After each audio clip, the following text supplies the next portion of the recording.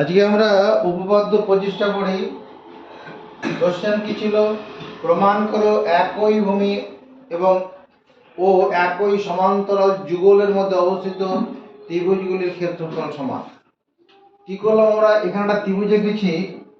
তোমার A B কে ভূমি করে এ বি সি একটি ত্রিভুজ এঁকেছি, আর এ বি এটা মনে করো ডি আর একটা ত্রিভুজ, এখানে ডি নাম দিচ্ছি। এ বি ডি আর একটা ত্রিভুজ। দেখো, দুটো ত্রিভুজেরই একটাই ভূমি এ বি, একই সমান্তরাল লাইনের ভিতরে আছে। এখানে যে কোনো দুটো ত্রিভুজ বলেছি কেন? কারণ আমরা এই ডি বিন্দুটাকে এখানে না নিয়ে এরকম জায়গায় নিলে পরেও এ বি ডি ত্রিভুজ হতো, ডি বিন্দুটাকে এরকম জায়গায় নিলেও এ বি ডি ত্রিভুজ হতো, সি বিন্দুটাকে এদিকে নিলেও এ বি সি ত্রিভুজ হতো। একই সমান্তরাল যুগলের মধ্যে যে কোনো দুটো ত্রিভুজ, একটা ত্রিভুজ এ বি সি আর একটা ত্রিভুজ এ বি ডি। প্রামাণ্য বিষয়,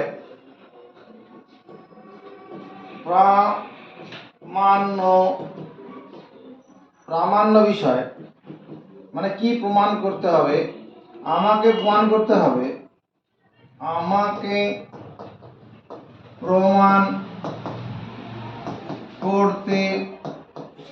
হবে যে ত্রিভুজ এ বি সি সমান ত্রিভুজ A B D. ABC R ABD ত্রিভুজ দুটো সমান। দুটো ত্রিভুজ দেখতে একটা মোটা একটা সরু লম্বাটে আছে, দুটোর একই ক্ষেত্রফল আছে।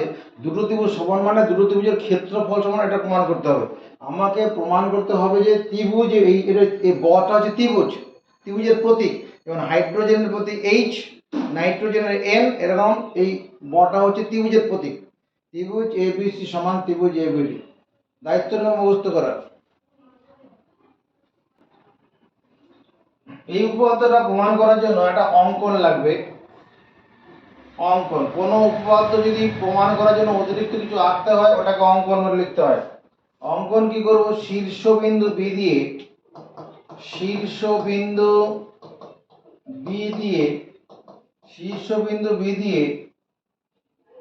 এ বি বাহুর সমান্তরাল সরল রেখাংশ বি ই টানি, যা পি কিউ কে ই বিন্দুতে ছেদ করেছে। দাঁড়ি কি বললাম? শীর্ষবিন্দু বি দিয়ে, এই বিন্দুটার নাম কি বলবো? শীর্ষবিন্দু বি। মাথা তো বটেই, মাথা মানে শীর্ষবিন্দু বি দিয়ে এডি বাহু, এডিটা বাহু, এ বি ডি ত্রিভুজের জন্য এডিটা বাহু। তাহলে এডি বাহুর সমান্তরাল এমনভাবে টানবো যেন সমান্তরাল মানায়। সমান্তরাল কি? বি ই টানি, যা পি কিউ কে ই বিন্দুতে ছেদ করেছে। আর একটু দূরে যাবে, সমান্তরাল হবে, এরকম হবে। এটা যে বিন্দু মুখস্থ করার দায়িত্ব নেবো এখনই।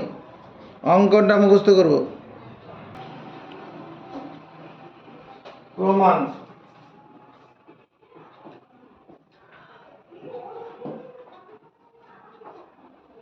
প্রমাণ হচ্ছে, দেখো, এ বি ই ডি এটা কি একটা জিনিস? এ বি ই ডি কে কি বলবো?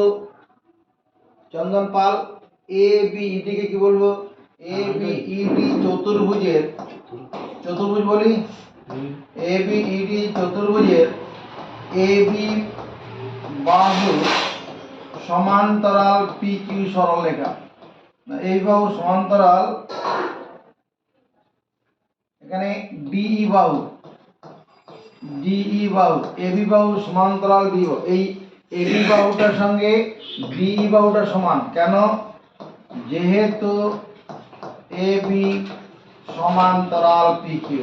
কল্পনায় আছে এবির সঙ্গে পি কিউটা সমান্তরাল আছে, এই জন্য এবির সঙ্গে ডিইটা সমান্তরাল হবে।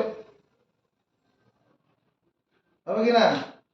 এবির সঙ্গে ডিটা সমান্তরাল, কারণ এবি আর পি কিউটা সমান্তরাল আছে। বোঝার চেষ্টা করো। এই যে কালো পেনটার সঙ্গে কালো পেনটা মনে করে এবি, আর উপরের এই গোলাপি পেনটা হচ্ছে কি পি কিউ। তাহলে এই যদি এবিটা পি কিউর সঙ্গে সমান্তরাল হয়, তাহলে এই কালো পেনটার সঙ্গে মাথাটাও কি সমান্তরাল হবে না? মাথাটা, কারণ মাথাটা আর পেনটা একটা পেনেরই তো অংশ, একটা বডির মধ্যেই তো আছে। মাথা পেন একটা বডি, একটাই দেহ, এই জন্য এই মাথাটার সঙ্গেও এই কালো পেনটা সমান্তরাল হবে, ওই রকম ব্যাপারটা এখানে। এবি সমান্তরাল পি কিউ আছে বলে মানে এবি বাহু সমান্তরাল ডি বাহু হবে। আবার কি আছে? এডি বাহু। এডি বাহু দেখো সমান্তরাল কি বি বাহু। কেন মানবো? এবি বাহু সমান এডি বাহু সমান্তরাল বি বাহু। এই যে এডি বাহুটা আছে এর সঙ্গে বিটাকে সমান্তরাল বলছি কোন ক্ষমতার বলে? অঙ্কন অনুসারে। অঙ্কন দেখো তাই করা হয়েছে, অঙ্কনানুসারে, অঙ্কন অনুসারে আর কি। তাহলে আমরা বলবো না যে চতুর্ভুজের বিপরীত বাহুগুলি সমান্তরাল তাই কি বলে? সামান্তরিক। যে চতুর্ভুজের বিপরীত বাহুগুলি সমান্তরাল তাকে বলে সামান্তরিক। অতএব এ বি ই ডি হলো একটি সামান্তরিক। সামান্তরিক এ বি ই ডি হলো সামান্তরিক। আমি পেলাম। আচ্ছা, এখানে এরপর যদি এই কথাটা বলি, এখানে একই ভূমি এবি, একই ভূমি এবি। আচ্ছা পরে হবে, এইটুকু আগে মুখস্থ করো, এইটুকু মুখস্থ করো আগে।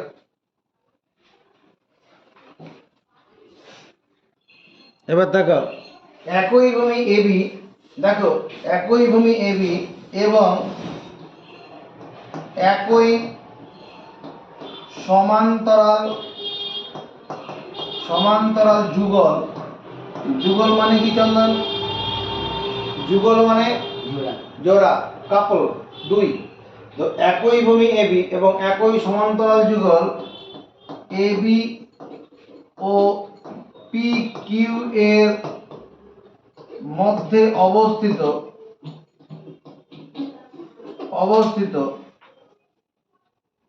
ত্রিভুজ এবিসি,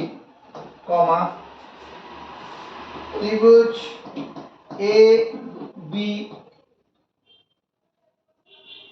এবিডি, ত্রিভুজ এবিডি এবং সামান্তরিক, প্রতীক দিয়ে দিলেই তো হয়, এবং সামান্তরিক চিহ্ন দিই, সামান্তরিক এ বি ই ডি। দেখাতে হবে কিনা? এবিসি আর এবিডি দুটো ত্রিভুজ তো ওই একই ভূমি এবি একই সমান্তরাল যুগলের মধ্যে ছিলই, আর ওই ভূমি এবি এর উপরে আর একই সমান্তরাল লাইনের ভিতরে এ বি ই ডি আর একটা সামান্তরিক আমরা এখানে দেখালাম, এই যে উপরের লাইনে সামান্তরিক দেখালাম। আমরা আগের দিন প্রমাণ করেছি 24 নম্বর উপপাদ্য, একই ভূমি একই সমান্তরাল যুগলের মধ্যে অবস্থিত ত্রিভুজের ক্ষেত্রফল সামান্তরিকের ক্ষেত্রফলের অর্ধেক। 24 নম্বর উপপাদ্যে আমরা প্রমাণ করেছি একই ভূমি একই সমান্তরাল যুগলের মধ্যে অবস্থিত ত্রিভুজের ক্ষেত্রফল সামান্তরিকের ক্ষেত্রফলের অর্ধেক। তাহলে আমরা এবার এই কথাটা লিখতে পারবো না? কি লিখতে পারবো? ত্রিভুজ এ বি সি সমান হাফ ইন্টু সামান্তরিক এ বি সি ডি, আর এবং ত্রিভুজ এ বি ডি এটা সমান হাফ ইন্টু সামান্তরিক A B C D. Sorry CD কেন বলছি? এ বি সি ডি নয়, এ বি ই ডি হবে, এ বি ই ডি। একই ভূমি একই সমান্তরাল যুগলের মধ্যে অবস্থিত ত্রিভুজের ক্ষেত্রফল সামান্তরিক ক্ষেত্রফল অর্ধেক। 24 নম্বর উপপাদ্যে জ্ঞান কাজে লাগালাম। হলো দুটোকে আবার বিয়োগ করব, বিয়োগ করছি। বিয়োগ করতে এটা কেটে যাবে, দুটো তো একই জিনিস। 5 থেকে 5 বিয়োগ করলে কেটে যায় তো, এখানে তো বিয়োগ হয় না, জল তেল মেশে না, তাহলে পাশাপাশি থাকবে। ত্রিভুজ এবিসিটা প্রথমে থাকবে মাইনাস ত্রিভুজ এবিডি, আর ডান দিকে কেটে যাও এ বি টি, আর ডান দিকে কি হবে, শূন্য হবে। সমান চিহ্নের বাঁ দিক থেকে ডান দিকে কোনো পদ নিয়ে গেলে কি হয়, বলো চিহ্ন বদল হয়। সমান চিহ্নের বাঁ দিক থেকে ডান দিকে কোনো পদ নিয়ে গেলে কি হয়, চিহ্ন বদল। উপপাদ্য প্রমাণ হয়ে গেল। এই দুটো ত্রিভুজ সমান প্রমাণ করতে বলেছিল, এই জায়গাটা বোঝা গেল। 24 নম্বর উপপাদ্য, একই ভূমি একই সমান্তরাল যুগলের মধ্যে অবস্থিত ত্রিভুজের ক্ষেত্রফল সমান্তরালের ক্ষেত্রফলের অর্ধেক, সেটাই কাজে লাগানো হয়েছে। এখানে টানি কমা, এখানে একটা কমা হবে যা টিকে এই বিন্দুতে ছেদ করেছে। এবার আমরা উপপাদ্য 26 করছি। উপপাদ্য 26 এর বিষয়টা কি হবে, প্রমাণ করো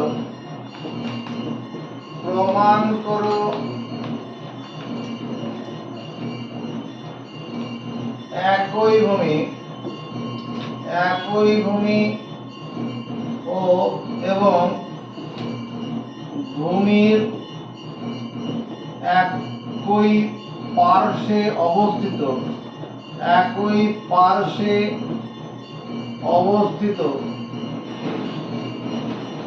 সমান ক্ষেত্রফল যুক্ত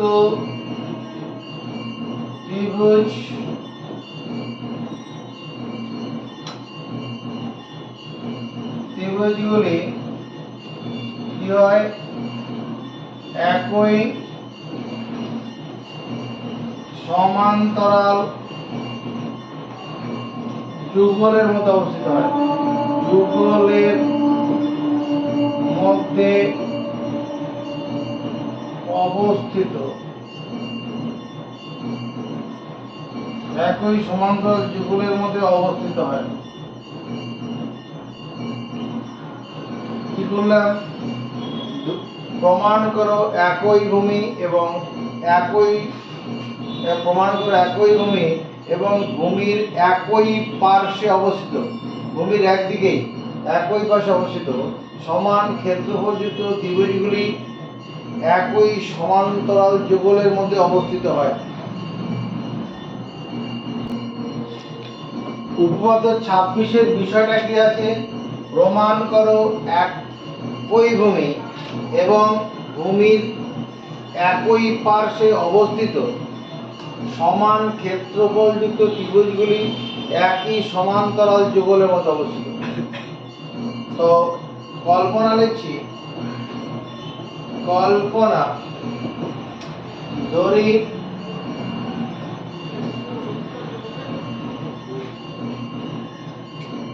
সমান ক্ষেত্রফল যুক্ত ত্রিভুজ এবিসি এবং ত্রিভুজ এবিডি, এদের সমান ক্ষেত্রফল যুক্ত ত্রিভুজ এবিসি এবং ত্রিভুজ এবিডি, এদের একই ভূমি, দুটো ত্রিভুজেরই একটাই ভূমি কেবি, এবং এরা কি আছে, ভূমি এ বি এর একই পার্শ্বে অবস্থিত,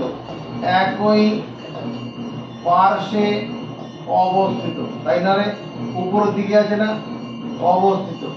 ভূমি এ বি এর উপরের দিকে আছে না দুটোই, না একটা উপর একটা নিচে আছে, ত্রিভুজ দুটো ভূমির একদিকেই আছে তো।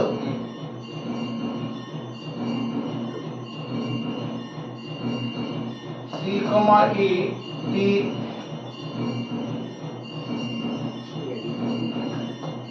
যুক্ত করলে কি হয়, মানে সিডি সরলরেখা উৎপন্ন হয়। সি কমা ডি যুক্ত করলে সিডি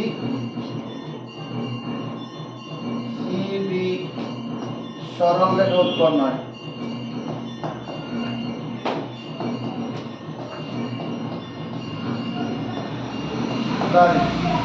মুখস্থ করবো এক্ষুনি।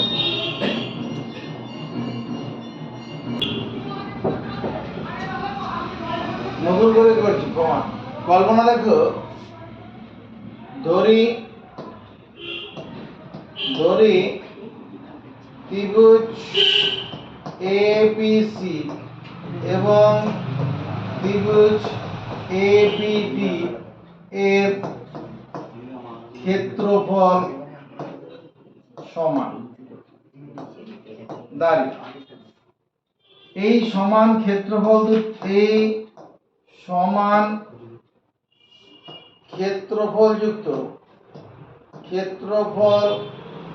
যুক্ত ত্রিভুজ দুটির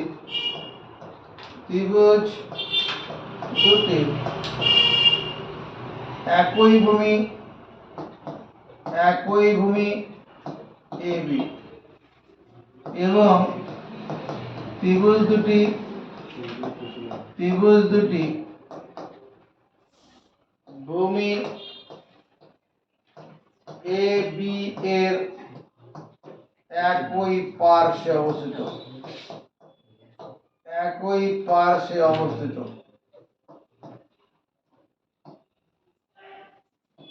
সি, ডি যুক্ত করলে পি কিউ সরল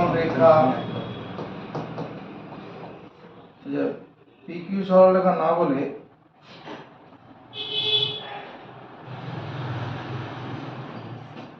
সিডি সরল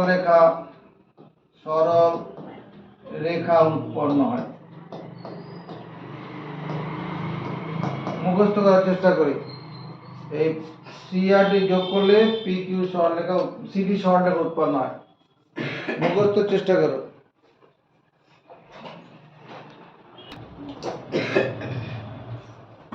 প্রামাণ্য বিষয়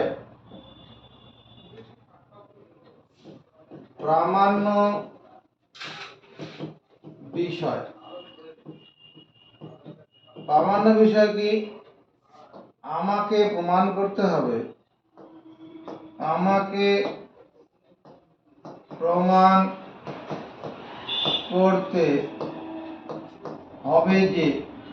কি প্রমাণ করতে হবে? এবি সমান্তরাল সিডি। কোশ্চেন দেখো তাহলে লেখা আছে, প্রমাণ করো একই ভূমি এবং ভূমি এবি এর একই পাশে অবস্থিত সমান ক্ষেত্রফলযুক্ত ত্রিভুজগুলি একই সমান্তরাল যুগলের মধ্যে অবস্থিত। এই একই সমান্তরাল যুগলের মধ্যে অবস্থিত সেটা প্রমাণ করতে হবে। এবি আর সিডি সমান্তরাল, এটা প্রমাণ করতে হবে। প্রমাণ বিষয় মুখস্থ করো এক্ষুনি। প্রমাণ করছি এই অঙ্কন।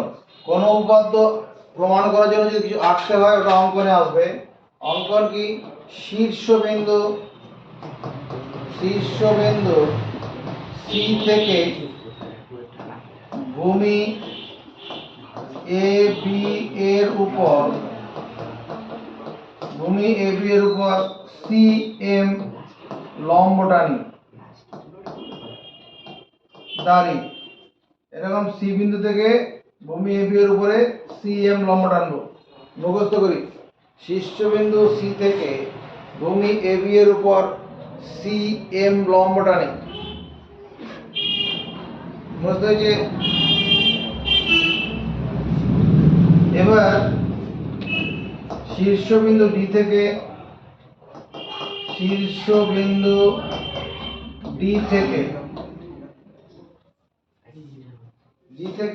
ভূমি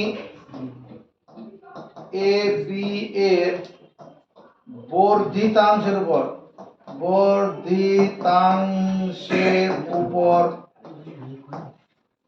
ডি এন লম্ব টানি। টয়কা দন্তা নয় হসি। কি বললাম? শীর্ষবিন্দু ডি থেকে, এটা ডি বিন্দু, ডি থেকে ভূমি এ বি এর উপর লম্ব টানা যাবে না। এই ভূমিটাকে বাড়ালে পরে এটাকে বাড়াবো এদিকে, তখন তার উপর লম্ব টানা যাবে। এটা হয়েছে কথা। শীর্ষবিন্দু ডি থেকে ভূমি এ বি এর বর্ধিত অংশের উপরে ডিএন লম্বটা নেবো, ডিএন লম্বটা নেই। এই কোণটা 90 ডিগ্রি, এটা 90 ডিগ্রি কোণ। দায়িত্ব নেব মুখস্থ করার, অঙ্কটা মুখস্থ করার দায়িত্ব নেব। প্রমাণ করছি।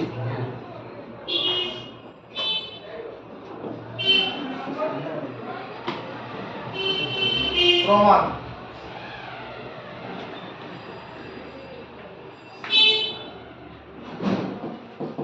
প্রমাণ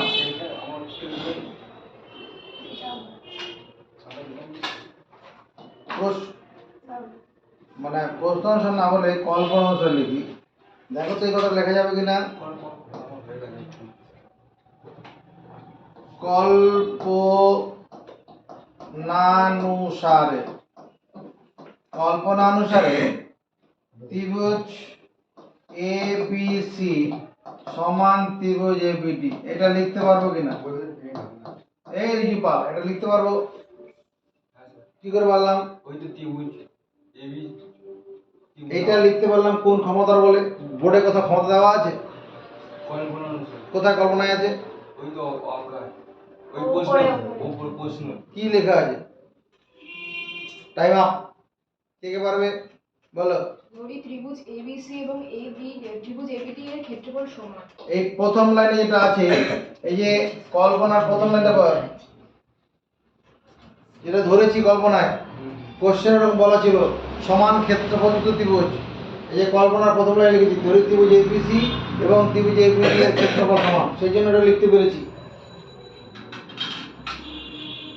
আমরা পরিমিতি যখন করব, পরিমিতিতে করব ত্রিভুজের ক্ষেত্রফল সমান হাফ ইন্টু ভূমি ইন্টু উচ্চতা। ত্রিভুজের ক্ষেত্রফল সমান হাফ ইন্টু ভূমি ইন্টু উচ্চতা। ত্রিভুজের ক্ষেত্রফল সমান কি? হাফ ইন্টু ভূমি ইন্টু উচ্চতা। এ বি সি, এই ত্রিভুজটা এ বি সি, কোন ত্রিভুজটা? এই যে কাটা দেওয়া ত্রিভুজটা। এই কাটা দেওয়া ত্রিভুজটার ক্ষেত্রফল কত? তন্ময় বাঘ, টাইগার তন্ময়, half into A B into cm, half into ভূমি ইন্টু উচ্চতা। এ বির উপরে ত্রিভুজ দাঁড়িয়ে আছে, তাহলে ভূমি এ বি, আর সিএমটা হচ্ছে উচ্চতা। শীর্ষবিন্দু থেকে ভূমির উপর লম্ব, শীর্ষবিন্দু থেকে ভূমির উপর লম্বটা হলো উচ্চতা। শীর্ষবিন্দু থেকে ভূমির উপর লম্বটাকে বলে উচ্চতা। তার ত্রিভুজের ক্ষেত্রফল হাফ ইন্টু ভূমি ইন্টু উচ্চতা। এই ত্রিভুজের ক্ষেত্রে তাই হবে। এই এবিডি ত্রিভুজের ভূমি কোনটা? এবিডি ত্রিভুজ ভূমি কোনটা? এবি। আর উচ্চতা কোনটা? কত? ডিএন। উচ্চতা কাকে বলে? শীর্ষবিন্দু থেকে ভূমির উপর অঙ্কিত লম্ব বা ভূমির বর্ধিতাংশের উপর অঙ্কিত লম্বকে বলে ত্রিভুজের উচ্চতা। ত্রিভুজের শীর্ষবিন্দু থেকে ভূমির উপর অঙ্কিত লম্ব বা ভূমির বর্ধিতাংশের উপর অঙ্কিত লম্বকে বলে ত্রিভুজের উচ্চতা। ত্রিভুজের উচ্চতা সংজ্ঞা, ত্রিভুজের উচ্চতা, উচ্চতার সংজ্ঞাটা কি? ত্রিভুজের শীর্ষবিন্দু থেকে, ত্রিভুজের শীর্ষ বিন্দু থেকে, ত্রিভুজের শীর্ষবিন্দু থেকে ভূমির উপর অঙ্কিত লম্ব, ত্রিভুজের শীর্ষবিন্দু থেকে ভূমির উপর অঙ্কিত লম্ব বা ভূমির বর্ধিতাংশের উপর, ভূমির বর্ধিতাংশের উপর, ভূমির বর্ধিতাংশের উপর অঙ্কিত লম্বকে, অঙ্কিত লম্বকে বলে ত্রিভুজের উচ্চতা। এই লেখাটা মুখস্থ করবো এক্ষুনি। আর কি? ত্রিভুজের ক্ষেত্রফল সূত্র, ত্রিভুজের ক্ষেত্রফল, ত্রিভুজের ক্ষেত্রফল, একটা ত্রিভুজের ভেতরে কতটা জায়গা আছে সেই ক্ষেত্রফল বের করার সূত্র হচ্ছে হাফ ইন্টু ভূমি ইন্টু উচ্চতা।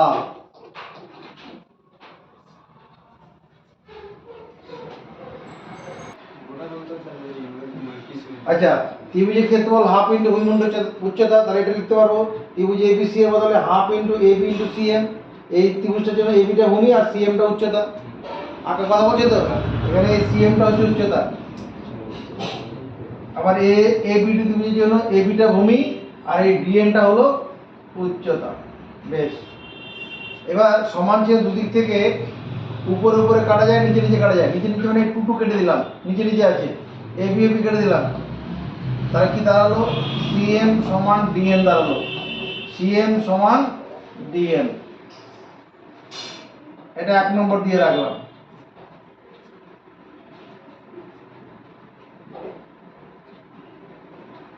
একই সমতলে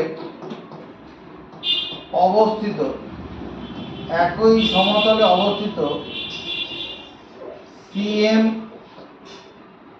একই সমতলে অবস্থিত এরকম লিখি এএন এর উপর, এএন এর উপর সিএম ও ডিএন হলো লম্ব। একই সমতলে অবস্থিত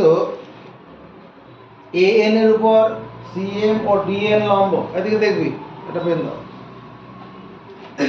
এদিকে দেখো, এই যে কালো পেনটা আছে, এই কালো পেনটার উপরে এই গোলাপি পেনটা কিভাবে লম্বভাবে আছে, এই কালো পেনটার উপরে এই পেনটাই কালো পেনটা লম্বভাবে আছে। তাহলে কি এই দুটো এই কালো এই দুটো পেন কি সমান্তরাল হবে? হবে না। এইরকম থাকলে হবে। একই সমতলে যদি লম্ব হয় তখন এটাকে বাদ এরকম সমান্তরাল হয়ে যাবে। একই সমতলে হবে, এরকম একই সমতলে আছে, বোর্ডের উপরে আছে তো, এরকম এরকম ভাবে নেই। একই সমতলে একই সমতলে লম্ব হওয়ার জন্য এই দুটো পেন কি হবে? সমান্তরাল হবে। এখানে এএন এর উপরে এটা লম্ব, এটা লম্ব, এএন এর উপরে, তাহলে এই দুটো সমান্তরাল। তাহলে আমি এখানে বলবো অতএব সিএম সমান্তরাল ডিএন। একই সমতল না হলে হবে না। আর একই সমতল, তোমার খাতার পাতাটা সমতল, আমাদের বোর্ড সমতল, তাহলে এটা মেনে নেই। আমরা পড়ে থাকবো যে চতুর্ভুজের এক জোড়া বিপরীত বাহু সমান এবং সমান্তরাল তাকে বলে সামান্তরিক। যে চতুর্ভুজের এক জোড়া বিপরীত বাহু সমান এবং সমান্তরাল তাকে বলে সামান্তরিক। কি শুনলে?